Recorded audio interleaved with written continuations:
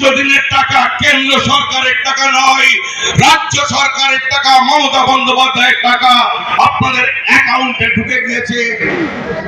মমতা বন্দ্যোপাধ্যায় যেমন ভাবে বর্জন করেছে, এক এক করে নরেন্দ্র মোদীর বিভিন্ন প্রকল্পগুলো উৎখাত হয়েছে, আর মমতা বন্দ্যোপাধ্যায়ের প্রকল্প এগিয়ে যাচ্ছে।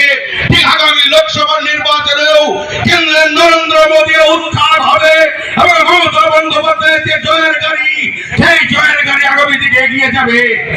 এবং সেই জয়ের গাড়ির পিছন পিছন আমরা যারা রয়েছে তৃণমূল কংগ্রেসের অগণিত সৈনিক, আমরা সেই গাড়ির পিছনে পিছনে চলবো।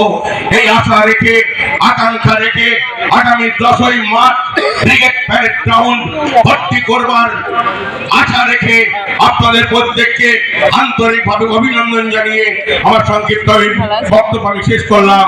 জয় হিন্দ, বন্দে মাতরম।